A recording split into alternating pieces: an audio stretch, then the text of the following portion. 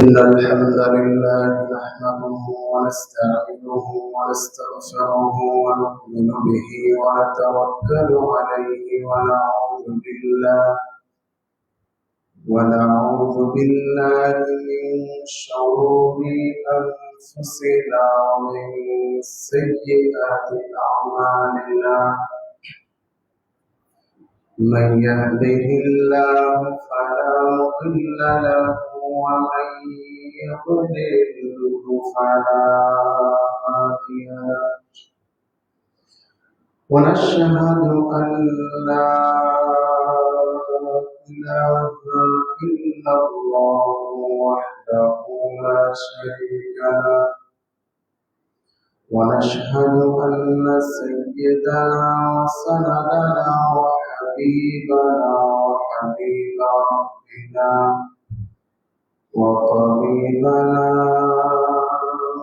وطبيب قلوبنا ومولانا محمدا عبد الله ورسوله الذي أرسله بالحق بشيرا ونذيرا وداعيا إلى الله بإذنه وسراجا منيرا. أما بعد فقد قال الله تعالى في كلامه المجيد وفي فرقانه الحميد. أعوذ بالله من الشيطان الرجيم. بسم الله الرحمن الرحيم.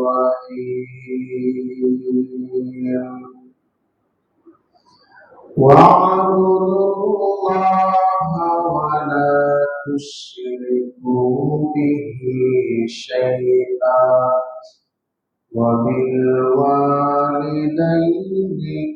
إحسانا وبذي القربى واليتامى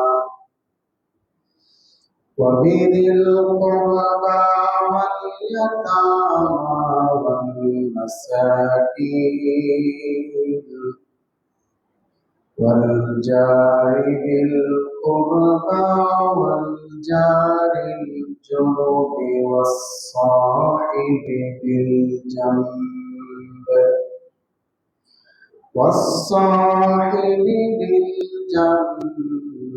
وابن السبيل وما ملكت أيمانكم إن الله لا يحب من كان مختالا فخورا.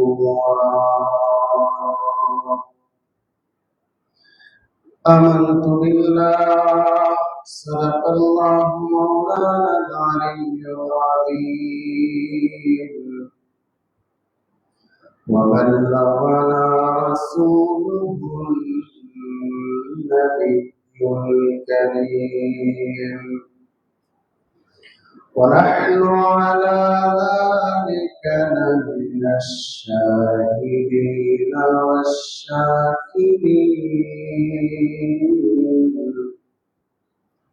والحمد لله رب العالمين.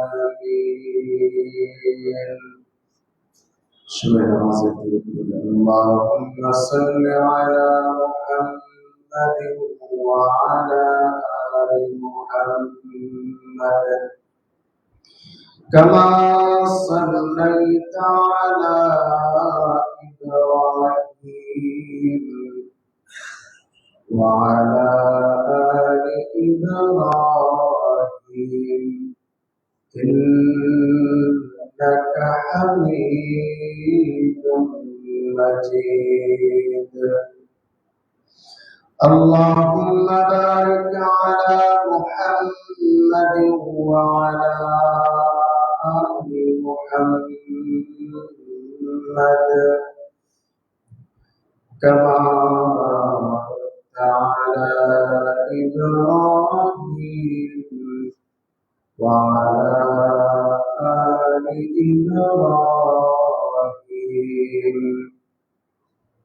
إنك حميد مجيد. سبحانك لا علم لنا إلا ما علمتنا إنك أنت العليم الحكيم.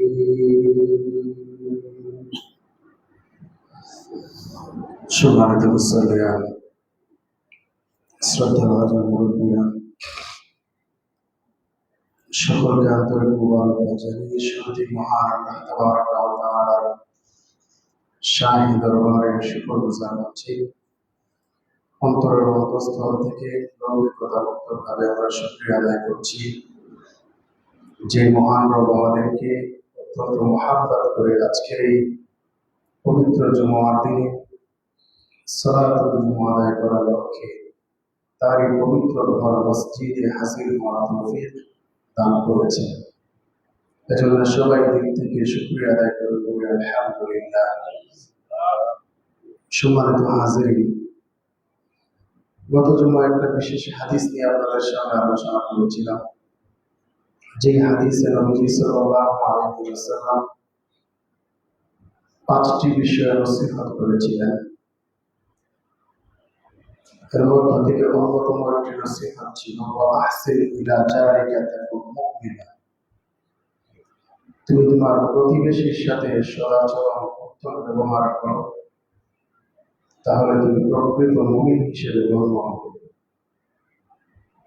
পূর্ণাঙ্গ ঈমানের আলামত হচ্ছে প্রতিবেশীর সাথে ভালো ব্যবহার করা।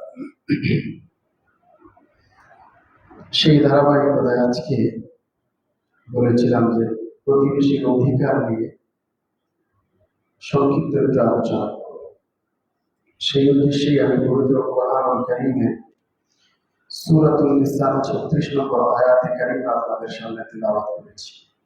এই আয়াতকে সামনে রেখে কোরআন এবং হাদিস থেকে সংক্ষিপ্ত আকারে প্রতিবেশীর হক এবং অধিকার সম্পর্কে কিছু আলোচনা করার ইচ্ছে পোষণ করছি। আল্লাহ তাবারক ওয়া তাআলা যেন তৌফিক নসিব করেন, আমিন। মুহতারাম হাজিরিন, প্রতিবেশীর আরবি প্রতিশব্দ হচ্ছে আল-জার। প্রতিবেশী বা আল-জার শব্দের অর্থ কাছাকাছি, নিকটস্থ, নিকটবর্তী, পার্শ্ববর্তী, সংলগ্ন, বিভিন্ন অর্থে বাংলাতে আমরা বিভিন্ন শব্দ দিয়ে এটাকে ব্যক্ত করে থাকি। পড়শি বলি, পাড়া পড়শি, পাড়া প্রতিবেশী, বিভিন্নভাবে আমরা এটাকে ব্যক্ত করে থাকি। পরিভাষায় যে আমার পাশে বা আমার সাথেই বসবাস করে থাকে প্রতিবেশী বলা হয়। প্রতিবেশী কাকে বলা হয় এ সম্পর্কে লিসানুল আরব গ্রন্থের 4th খণ্ডের 153 এবং 154 নম্বর পৃষ্ঠায় এই আল-জার তথা প্রতিবেশীর ডেফিনেশন সম্পর্কে চমৎকার কিছু কথা বলা হয়েছে। সেখানে ইবনুল মনজুর রাহমাতুল্লাহি আলাইহি বলেন, প্রতিবেশী কারা? প্রতিবেশী হচ্ছে ওয়াহুয়া মান জাওয়ারাকা জিওয়ারান শারঈয়ান। প্রতিবেশী হলো সেই ব্যক্তি যে ব্যক্তি ইসলামের দৃষ্টিকোণ থেকে শরঈ দৃষ্টিতে, শরঈ অর্থে তোমার প্রতিবেশী। সাওয়াউন কানা মুসলিমান আও কাফিরান, চাই সে প্রতিবেশী মুসলিম হোক কিংবা কাফের হোক। বাররান আও ফাজিরান, সেই প্রতিবেশী নেককার হোক কিংবা বদকার গুনাহগার হোক। সদীকান আও আদুওয়ান, সেই প্রতিবেশী তোমার বন্ধু হোক কিংবা শত্রু হোক, সে তোমার প্রতিবেশী। মুহসিনান আও মুসিআন, ওই ব্যক্তি তোমার সাথে সদাচরণ করুক কিংবা মন্দ আচরণ করুক, সর্বাবস্থায় সে প্রতিবেশী। নাফিআন আও দাররান, ওই প্রতিবেশী ক্ষতিকারক হোক কিংবা উপকারী হোক। করিবান আও আজনাবিয়ান, প্রতিবেশী সে নিকটাত্মীয়দের মধ্য থেকে হোক কিংবা অনাত্মীয়দের মধ্য থেকে হোক। বালাদিয়ান আও গরীবান, সে তোমার শহরের পরিচিত প্রতিবেশী হোক কিংবা দূরান্তের কোনো সাময়িক অচেনা কোনো প্রতিবেশী হোক, সর্বাবস্থায় ওই ব্যক্তিটা তোমার প্রতিবেশী হিসেবে গণ্য হবে। প্রতিবেশী কারা, কাদেরকে কতটুকু এরিয়া পর্যন্ত প্রতিবেশী গণ্য করা হবে, এ সম্পর্কে ইমাম হাসান আল বসরি রহমতুল্লাহি আলাইহি বলেন, যেটা ইমাম বুখারী রহমতুল্লাহি আলাইহি তার বিখ্যাত গ্রন্থ আল আদাবুল মুফরাদের ভেতরে এটা উল্লেখ করেছেন।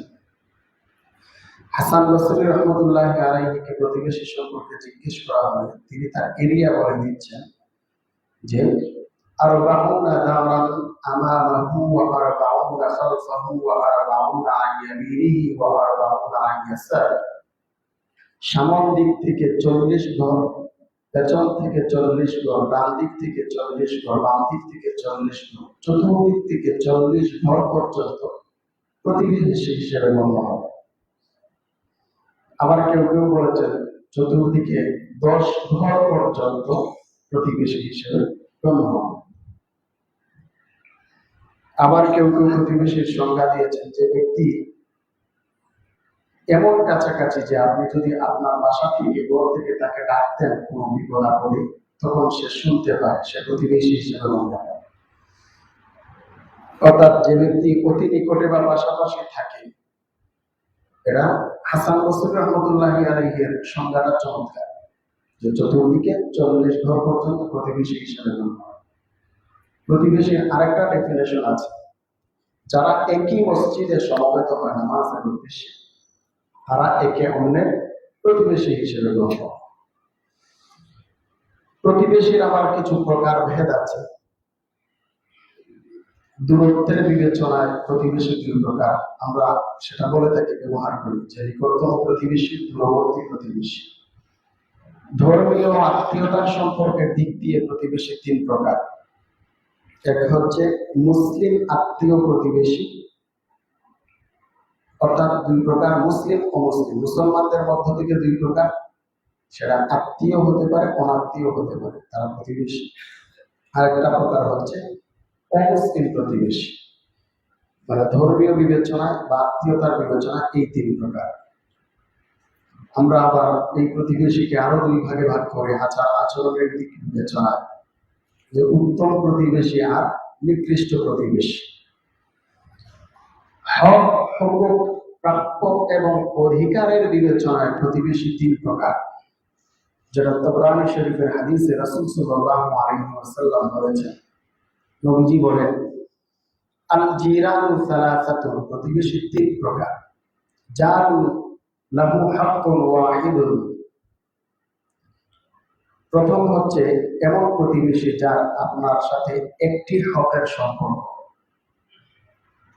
আরেক ধরনের প্রতিবেশী হচ্ছে যার সাথে 2টি হক জড়িয়ে আছে। আরেক ধরনের প্রতিবেশী হচ্ছে যার সাথে 3 দিক বিবেচনায় 3টি হকের দিক থেকে সে প্রতিবেশী। তো যার সাথে 3টি হক জড়িয়ে আছে এমন প্রতিবেশী কোন 3 দিক থেকে প্রতিবেশী? হাদিসে এসেছে আল জারুল মুসলিম যুর রাহিম, এরা মুসলিম প্রতিবেশী যে নিজ আত্মীয়দের মধ্য থেকে, তার সাথে 3 দিক থেকে প্রতিবেশিত্ব কিভাবে? ফালাহু হাক্কুল জিওয়ার, তার সাথে আত্মীয়তার সম্পর্কের একটা প্রতিবেশিত্ব আছে, সে আমার আত্মীয়। আরেকটা দিক হচ্ছে ওয়াহাক্কুল ইসলাম, সে মুসলিম হিসেবে আমার প্রতিবেশী। আরেকটা হচ্ছে ওয়াহাক্কুর রাহিম, ওই ব্যক্তি হচ্ছে যে আমার রক্তের সম্পর্কিত ব্যক্তি হিসেবে আমার প্রতিবেশী। আর দুই দিক বিবেচনায় প্রতিবেশী, যে সে আমার মুসলিম প্রতিবেশী, আমার প্রতিবেশী হওয়ার পাশাপাশি সে আবার মুসলিম। আরেক ধরনের প্রতিবেশী আল জারুল মুশরিক, যার সাথে একটা দিক জড়িয়ে আছে, সেটা হচ্ছে সে মুশরিক হলেও সে আমার প্রতিবেশী। প্রতিবেশিত্বের দিকটা এখানে প্রাধান্য পেয়েছে। প্রতিবেশীর গুরুত্ব ইসলামে অত্যন্ত বেশি। কত বেশি আপনারা আলোচনা করলে বুঝতে পারবেন। মনোযোগ দিয়ে শোনার চেষ্টা করেন ইনশাআল্লাহ। কুরআনুল কারীমে প্রতিবেশীদের সাথে সদাচরণের নির্দেশ দিয়েছেন স্বয়ং আল্লাহ সুবহানাহু ওয়া তাআলা। সূরাতুন নিসার 36 নম্বর আয়াতে আল্লাহ তাআলা কয়েকটি হকের আলোচনা করেছেন। আল্লাহ তাআলা বলছেন, ওয়া'বুদুল্লাহ, তোমরা আল্লাহ তাআলার ইবাদত করো, ওয়ালা তুশরিকু বিহি শাইআ, আল্লাহর সাথে তোমরা কাউকে শরীক করো না। প্রথম হুকুম, ওয়াবিল ওয়ালিদাইনি ইহসানা, এবং তোমরা তোমাদের মা বাবার সাথে সদাচরণ করো। এখানে আমরা জানি যে হক দুই ধরনের, একটা হচ্ছে হাক্কুল্লাহ, আল্লাহর হক, আর একটা হচ্ছে হাক্কুল ইবাদ, বান্দার হক। এই আয়াতে আল্লাহ তাবারাক ওয়া তাআলা আল্লাহর হক এবং বান্দার হক উভয় ধরনের হক নিয়ে আলোচনা করেছেন। আল্লাহ তাআলা প্রথম অংশে আল্লাহর হকের কথা বলছেন যে তোমরা শিরিক মুক্ত ইবাদত করবা, আল্লাহর ইবাদতের ক্ষেত্রে কাউকে কোনো কিছুকে শরীক করবা না। শিরিক মুক্ত ইবাদত, এটা আল্লাহর হক। আর বান্দার হকের কয়েকটা পর্যায়, কয়েকটা প্রকার আল্লাহ তাআলা আলোচনা করছেন। তার প্রথমেই যে হকটা স্থান পেয়েছে, ওয়াবিল ওয়ালিদাইনি ইহসানা, তোমরা মা বাবার সাথে সদাচরণ করো। বান্দার হকের মধ্য থেকে আল্লাহর হকের উপরে মা বাবার হকের গুরুত্ব ইসলাম বেশি দিয়েছে। এরপর আল্লাহ তাআলা বলছেন, ওয়াবিল কুরবা, তোমাদের নিকটাত্মীয়দের প্রতি সদাচরণ করো। ওয়াল ইয়াতামা, ইতিমদের সাথে সদাচরণ করো। ওয়াল মাসাকিন, মিসকিনদের সাথে সদাচরণ করো। ওয়াল জারি যিল কুরবা, তোমাদের নিকটবর্তী প্রতিবেশীর সাথে সদাচরণ করো। ওয়াল জারিল জুনুব, তোমাদের পার্শ্ববর্তী একটু দূরবর্তী প্রতিবেশীর সাথেও সদাচরণ করো। ওয়াসাহিবি বিল জানব, এমনকি সামান্য সময়ের, সাময়িক সময়ের প্রতিবেশী। কিছু সময়ের জন্য আমরা এখানে মসজিদে জুমার নামাজের উদ্দেশ্যে জড়ো হয়েছি, একত্রিত হয়েছি। এখানে একজন আরেকজনের পাশে বসে আছি মোটামুটি 1 ঘন্টা সময়ের জন্য। এই সময়টা যতক্ষণ আমরা এখানে অবস্থান করব, পাশাপাশি অবস্থানের দিক বিবেচনায় আমরা একজন আরেকজনের সাময়িক প্রতিবেশী। এখানেও একজন আরেকজনের হক আছে, অধিকার আছে। কেউ কারো হক ক্ষুণ্ণ করতে পারবে না, নষ্ট করতে পারবে না, কাউকে কষ্ট দিতে পারবে না। তাহলে সাময়িক প্রতিবেশী। ওয়াবনিস সাবিল, মুসাফিরের সাথে সদাচরণ করো। পথে চলার ক্ষেত্রে আমার পার্শ্ববর্তী বহু প্রতিবেশী আছে। হাঁটা চলার সময় আমার পার্শ্ব দিয়ে যিনি অতিক্রম করছেন, তিনি সাময়িক সময়, যখন আমি তাকে ক্রস করছি তখন সময় তিনি আমার প্রতিবেশী। তার হক আমি নষ্ট করতে পারবো না, তার হক আমার আদায় করতে হবে। আমি যখন বাসে, ট্রেনে কিংবা বিমানে করে কোথাও যাচ্ছি, আমার পাশের সিটে একজন বসে আছে, যত সময় আমি ওই বিমানে, বাসে কিংবা ট্রেনে বসে থাকবো, তত সময় পর্যন্ত ওই ব্যক্তিটি আমার প্রতিবেশী। সে মুসলিম হোক কিংবা অমুসলিম হোক, চেনা হোক কিংবা অচেনা হোক, সে আমার প্রতিবেশী। ওই সময় তার কোনো অধিকার আমি পূর্ণ করতে পারবো না, তার হক আমার আদায় করতে হবে। প্রয়োজনে তাকে আমি হেল্প করব, তার কোনো অসুবিধা হলে সেটা সুবিধা করে দেওয়ার চেষ্টা করব, তাকে আমি সাহায্য সহযোগিতা করব। মুহতারাম হাজিরিন, এটা সাময়িক প্রতিবেশী। এবং আল্লাহ তাআলা বলছেন, ওয়ামা মালাকাত আইমানুকুম, তোমরা সদাচরণ করো তোমাদের অধীনস্থ যারাই আছে, তোমাদের অধীনস্থ চাকর চাকরানি, দাস দাসী, তোমাদের অফিসের কর্মচারী, তোমাদের অফিসের এমপ্লয়ি যারা আছে, সবার সাথে। এক কথায় তুমি যাদের দায়িত্ব নিয়ে আছো, যারা তোমার কর্তৃত্বাধীন আছে, যাদেরকে তুমি পরিচালনা করো, তাদের সাথেও তুমি সদাচরণ করো। মুহতারাম হাজিরিন, এই আয়াতে আল্লাহ সুবহানাহু ওয়া তাআলা গুরুত্বপূর্ণ বিষয়গুলো উল্লেখ করেছেন। সবশেষে আল্লাহ তাআলা এই সমস্ত বিষয়ের ক্ষেত্রে আমাদের অনেক ঘাটতি থাকে, আমাদের অহংকার নামক রূপটা আমাদেরকে এ ধরনের বিভিন্ন শ্রেণী বা আমাদের অধীনস্থদের অধিকার আদায়ের ক্ষেত্রে বাধাগ্রস্ত করে। অহংকারের কারণে আমরা সঠিকভাবে তাদের হক আদায় করি না, বরং কোনো কোনো ক্ষেত্রে তাদের সাথে আমরা দুর্ব্যবহার করি, অসদাচরণ করি। এজন্য আল্লাহ তাআলা স্মরণ করিয়ে দিচ্ছেন, সতর্ক করছেন, ইন্নাল্লাহা লা ইউহিব্বু মান কানা মুখতালান ফাখুরা। নিশ্চয়ই আল্লাহ তাআলা যে ব্যক্তি দাম্ভিক অহংকারীকে আল্লাহ সুবহানাহু ওয়া তাআলা পছন্দ করেন না। মোহতারাম হাজিরিন, তাহলে এই আয়াতের ভেতরে সূরাতুন নিসার 36 নম্বর আয়াত, এই আয়াতে আল্লাহ তাআলা প্রতিবেশীর হকের গুরুত্ব আল্লাহর হকের পরেই উল্লেখ করেছেন এবং সামাজিকভাবে তাদের যে সমস্ত অধিকার আছে প্রতিবেশীর, সেই অধিকারগুলোর একটি এখানে আলোচনা করেছেন যে তাদের সাথে সদাচরণ করতে হবে, সুব্যবহার করতে হবে। হোক সেই প্রতিবেশী আত্মীয় প্রতিবেশী কিংবা অনাত্মীয় প্রতিবেশী, মুসলিম প্রতিবেশী কিংবা অমুসলিম প্রতিবেশী। এই প্রতিবেশীর হক বলেছিলাম এত বেশি, ইসলাম এত গুরুত্ব দিয়েছে। সহিহ বুখারীর হাদিসে এসেছে, জিবরিল আমিন আলাইহিস সালাতু ওয়াস সালাম আল্লাহর পক্ষ থেকে প্রতিবেশীর অধিকার সম্পর্কে এত বেশি গুরুত্ব রাসূল সাল্লাল্লাহু আলাইহি ওয়াসাল্লামকে দিয়েছেন। নবীজি সাল্লাল্লাহু আলাইহি ওয়াসাল্লাম আশঙ্কা করছেন, হাদিসে বাণী নবীজি বলেন, মাযালা জিবরিলু ইউসিনি বিল জার। প্রতিবেশীর অধিকার সম্পর্কে জিবরিল আমাকে এত বেশি নসিহত করেছেন, উপদেশ দিয়েছেন, আল্লাহর পক্ষ থেকে সতর্ক করেছেন যে হাত্তা জানান্তু আন্নাহু সাইওয়ারিসুহু, যে আমি ধারণা করেছি যে প্রতিবেশীকে কিনা আমার বা আমাদের সম্পদের ওয়ারিস বানিয়ে দেওয়া হয় কিনা। এত গুরুত্ব দিয়েছে। আমার সন্তান, আমার পরিবারভুক্ত যারা ওয়ারিস আছে, তারা তো আমার মৃত্যুর পরে আমার সম্পদের উত্তরাধিকারিত্ব পাবে, তারা আমার সম্পদের ওয়ারিস হবে।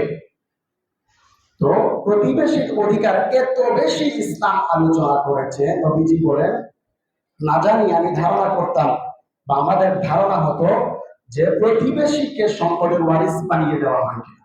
এত গুরুত্বপূর্ণ। মুহতারাম হাজিরিন, একটি হাদিসে এসেছে সহিহ বুখারীর বর্ণনা, যে প্রতিবেশীকে কষ্ট দেয় সে পূর্ণাঙ্গ মুমিন নয়।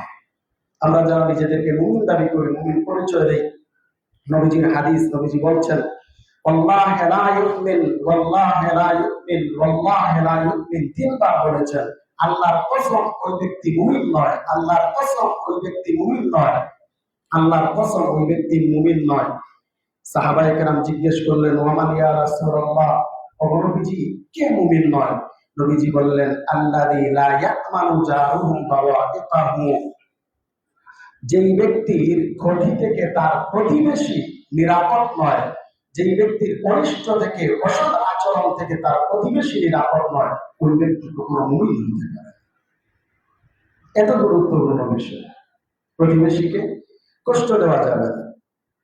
যে ব্যক্তি, আমরা যারা আখিরাতকে বিশ্বাস করি, আল্লাহর প্রতি ঈমান এনেছি, তাদের ব্যাপারে নবীজি সাল্লাল্লাহু আলাইহি ওয়াসাল্লাম আদেশ করছেন, সহিহ বুখারী সহিহ মুসলিমের হাদিস, মান কানা ইউমিনু বিল্লাহি ওয়াল ইয়াউমিল আখির ফালইউকরিম জারা। যে ব্যক্তি আল্লাহ এবং পরকালকে বিশ্বাস করে সে যেন তার প্রতিবেশীকে সম্মান করে, প্রতিবেশীর হক আদায় করে, প্রতিবেশীকে কোনোভাবে কষ্ট না দেয়। নবীজির আরেকটি হাদিস, যে ব্যক্তি প্রতিবেশীকে কষ্ট দেয় ওই ব্যক্তি জান্নাতের নিয়ামত থেকে বঞ্চিত হতে পারে। সহিহ মুসলিমের বর্ণনা, লা ইয়াদখুলুল জান্নাতা মান লা ইয়ামানু জারুহু বাওয়াইকাহু, ওই ব্যক্তি জান্নাতে প্রবেশ করবে না যে ব্যক্তির অসৎ আচরণ এবং অনিষ্ট আর খারাপি থেকে তার প্রতিবেশী নিরাপদ হয় না।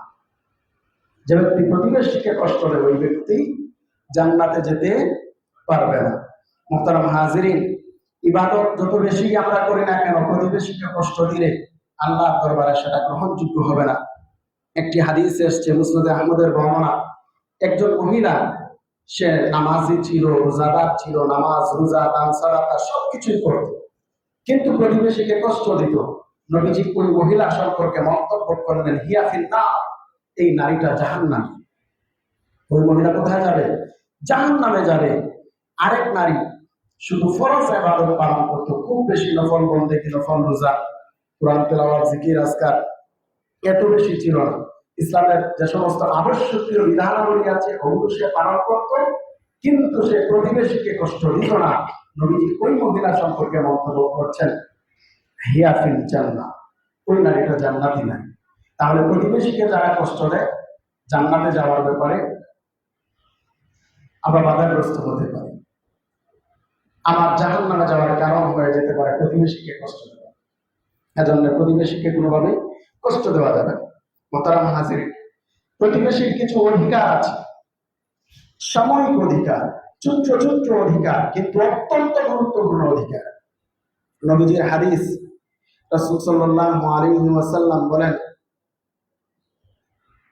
মান আগলাকা বাবাহু দুনা জারিহি মাখাফাতান আলা আহলিহি ওয়া মালিহি ফালাইসা যালিকা বিমুমিন। নবীজি সাল্লাল্লাহু আলাইহি ওয়াসাল্লাম বলেন, যেই প্রতিবেশীর কারণে তার অপর প্রতিবেশী তার নিজের পরিবার পরিজন এবং সম্পদের নিরাপত্তার জন্য দরজা বন্ধ করে থাকতে হয়, ওই ব্যক্তির সম্পর্কে নবীজি বলেন ফালাইসা যালিকা বিমুমিন, ওই ব্যক্তি মুমিন হতে পারে না। যার কারণে অপর প্রতিবেশী দরজা বন্ধ করে থাকতে হয়, যে কি জানি আমার সম্পদ সে আত্মসাৎ করে নেয়, সে আমার সম্পদ লুণ্ঠন করে নেয়, আমার জানের মালের ক্ষতি করে, এমন আশঙ্কা দরজা বন্ধ করে থাকতে হয়, ওই ব্যক্তি কোনো মুমিন হতে পারে না। মোহতারাম হাজিরিন, রাসূল সাল্লাল্লাহু আলাইহি ওয়াসাল্লাম এরপর বলেন, ওয়ালাইসা বিমুমিন মান লা ইয়াকমানু জারুহু বাওয়াহিকা, ওই ব্যক্তিও মুমিন নয় যে ব্যক্তির অনিষ্ট থেকে অপর মুমিন, অপর প্রতিবেশী নিরাপদ নয়। এরপর নবীজি বলছেন, আতাদরি মা হাক্কুল জার, ওই হাদিসের বর্ণনাকারী আব্দুল্লাহ ইবনে আমর ইবনে আল-আস রাদিয়াল্লাহু আনহু ওনাকে লক্ষ্য করে বলছেন, খেতাবটা খাস কিন্তু হুকুম আম, গোটা বিশ্ববাসীকে নবীজি জানাচ্ছেন, তোমরা কি জানো প্রতিবেশীর অধিকার কি? একটা একটা করে নবীজি বলছেন, ইদাস্তাআনাকা আনতা, যখন প্রতিবেশী তোমার কাছে কোনো সহযোগিতার হাত বাড়ায়, সাহায্য চায়, তখন তুমি তাকে সাহায্য করবা, সহায়তা করবা, হেল্প করবা, তার পাশে এগিয়ে যাওয়া, এটা হচ্ছে তার অধিকার। 2 নাম্বার নবীজি বলেন, ওয়া ইদাস্তাকরাবাকা আকরাবতা, যদি তোমার প্রতিবেশী তোমার কাছে কর্জ চায় তখন তুমি তাকে দিবা। এখানে একটা বিষয় অত্যন্ত দুঃখজনক, সেটা হচ্ছে কর্জে হাসানা দেওয়া, এটা খুব ফজিলতের একটি ইবাদত, অত্যন্ত দামি ইবাদত, কিন্তু এত বড় দামি ইবাদতটা আজকে আমাদের সমাজে অবহেলিত। আমাদের আচরণের কারণে, আমাদের মুআমালাত, আমাদের লেনদেন ঠিক না। একজনকে কর্জ দিচ্ছেন, দেওয়ার আগে যত মাধ্যম ধরার সে ধরবে, হাতে পায়ে ধরে নিবে, দেওয়ার পরে আপনি তার পেছনে পেছনে ঘুরতে হবে, এটা মারাত্মক সমস্যা। এজন্য আরবিতে একটা কথা আছে, আল তারজু ইকরাজুল মাহাব্বা, তারজ এটা মহব্বতের সম্পর্ককে কেটে দেয়, নষ্ট করে দেয়, এটা কাচির মতো। কর্জ দেওয়ার পরে আপনার সম্পর্ক নষ্ট হয়ে যায়, এটা আমার কথা ছিল না।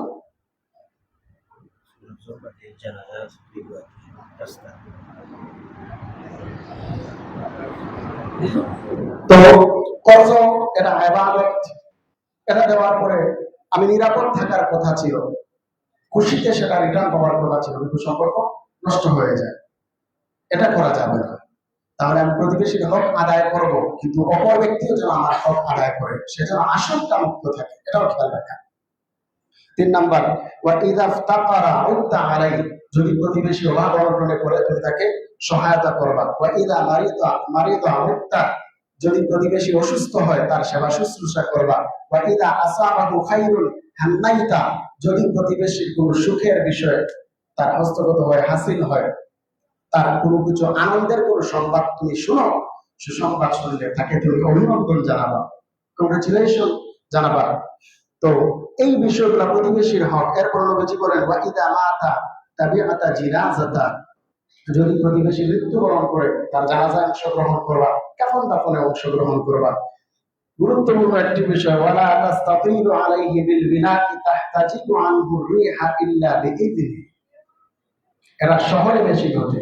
তুমি তোমার বিল্ডিং বারাগানার দেয়াল এত উঁচু করবা বা এমন পদ্ধতিতে করবা না যে তোমার অপর প্রতিবেশী ঘরের ভেতরে বাতাস আনাগোনা করতে ডিস্টার্ব হয়, বাতাস প্রবেশ করতে বাধাগ্রস্ত হয়। কিন্তু আমাদের যে বিল্ডিং গুলো হয় এগুলা অনেকটাই প্ল্যান ছাড়া হয়ে থাকে, যেটা আসলে প্রকৌশল বিদ্যার দৃষ্টিকোণ থেকেও সঠিক না। আমরা এগুলো ফলো করি না। বিল্ডিং বানানোর একটা নিয়ম আছে। মাশাআল্লাহ, আপনাদের হাউজিং এস্টেট এরিয়া, এখানে একটা বিষয় খুশির বিষয় যে এখানে কেউ 4 তলার উপরে বড় বিল্ডিং করতে পারেন না। এটা ভালো দিক। আমাদের সিলেট সম্পর্কে আপনারা জানেন, এটা ভূমিকম্প প্রবণ এরিয়া, এটা ঝুঁকিপূর্ণ এরিয়া। মোহতারাম হাজিরিন, যাই হোক, আপনি আপনার ঘরের দেওয়াল বা অন্য কিছুর মাধ্যমে প্রতিবেশীর অনুমতি ছাড়া তার বাতাস আটকানোর অধিকার রাখেন না, বরং আল্লাহর দেওয়া বাতাস সে স্বাভাবিকভাবে পাবে, গ্রহণ করে, এটা তার অধিকার। এটা যদি আপনার মাধ্যমে ক্ষুণ্ণ হয়, এটা প্রতিবেশী অধিকার নষ্ট করার ভেতরে পড়ে। এরপরে নবীজি বলেন, ওয়ালা তুতিহি বিতারিকা ইল্লা আন তাগরিফা লাহু মিনহা, তুমি তোমার রান্নার সুঘ্রাণ যেন তোমার প্রতিবেশীর নাকে না পৌঁছায়। যদি এই সুঘ্রাণ পৌঁছায়, তাহলে তোমার রান্নার একটা অংশ, তরকারি কিছু একটা অংশ তুমি তাকে পাঠাও, হাদিয়া করো।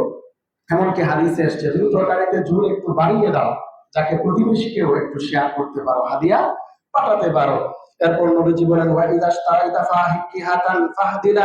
যদি তুমি ফল ফ্রুটস কিনে আনো, প্রতিবেশীকে একটু হাদিয়া করো।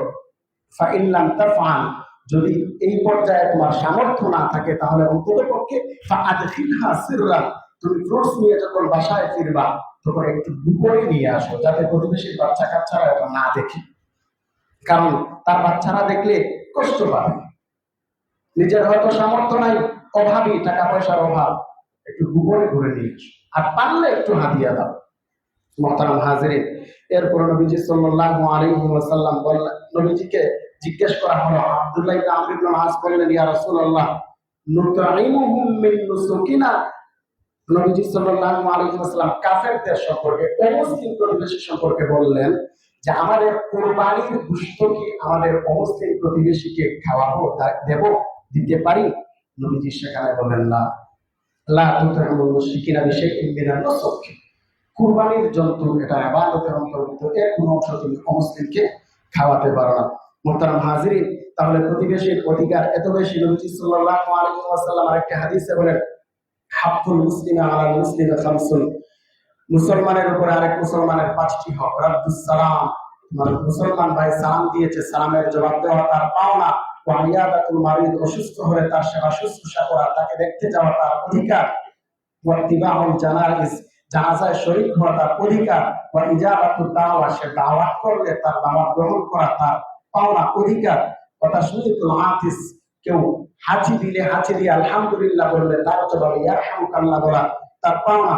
আরেকটি হাদিসে এসেছে, নবীজি বললেন, মুসলমানের উপরে মুসলমানের 6টি হক, একটা একটা করে বললেন। ইদা লাকিতাহু ফাসাল্লিম আলাইহি, তুমি যখন মুসলমানের সাথে সাক্ষাৎ করবা সালাম দিবা। ওয়া ইদা দাআকা ফাআজিবহু, মুসলমান দাওয়াত করলে দাওয়াত গ্রহণ করবা। ওয়া ইদা ইসতানসাহাকা ফানসাহহু, যখন সে তোমার কাছে কোনো সুপরামর্শ চাইবে তুমি তাকে সৎ পরামর্শ দিবা, অসৎ পরামর্শ কুবুদ্ধি দিবা না। ওয়া ইদা আতাসা ফাহামিদাল্লাহ ফাশামিদহু, হাঁচির জবাবে ইয়ারহামুকাল্লাহ বলবা। অসুস্থ হলে দেখতে যাবা, আর মারা গেলে তার জানাজায় অংশগ্রহণ করবা। প্রতিবেশীর প্রতি জুলুম করা যাবে না, তার মজলুম প্রতিবেশী হলে তার সাহায্যার্থে এগিয়ে আসতে হবে। নবীজির হাদিস, উনসুর আখাকা যালিমান ওয়া মাজলুমা, তোমার ভাই জালিম হলেও তাকে সহায়তা করো, মাজলুম হলেও করো। সাহাবী জিজ্ঞেস করলেন, মাজলুম হলে করবো সেটা বুঝলাম, জালিম হলে কিভাবে করবো?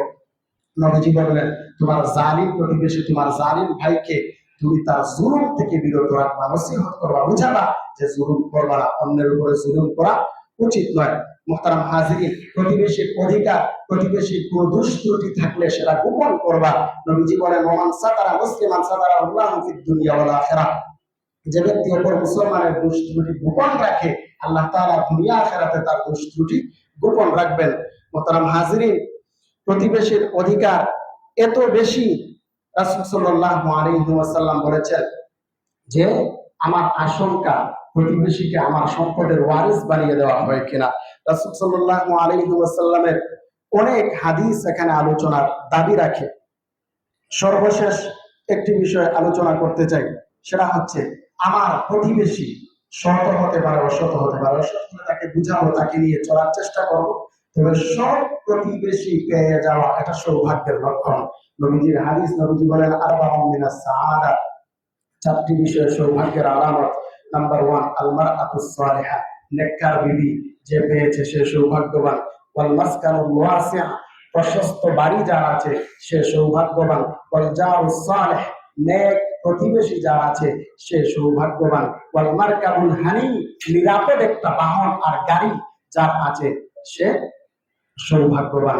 এর বিপরীত দিক যদি হয় যে যদি বৎকার স্ত্রী হয়, সংকীর্ণ ঘর যেখানে থাকা খুব অসম্ভব কষ্টকর হয়, অসৎ প্রতিবেশী হয়, গাড়িটা এমন যে যানবাহন সবসময় শুধু টাকা খেতেই থাকে, ড্রাইভার শুধু বলে এখানে নষ্ট হয়ে গেছে, টাকা লাগবে, এখানে নষ্ট হয়ে গেছে। আপনি লাভবান হওয়ার জন্য হয়তো একটা গাড়ি কিনেছিলেন, কিন্তু ড্রাইভার সত্য হোক মিথ্যা হোক, আশা হোক মিথ্যা হোক, ড্রাইভাররা খুব বেশি ডিস্টার্ব করে মালিকদেরকে। কিন্তু সবাই কিন্তু সব মালিকরা গাড়ি নিয়ে লাভবান হতে পারে না। গাড়ি বাড়ি এগুলো বরকত আল্লাহর তরফ থেকে চেয়ে নিতে হয়। যদি এগুলোতে শান্তি না থাকে, জীবন আপনার অশান্ত হয়ে যাবে।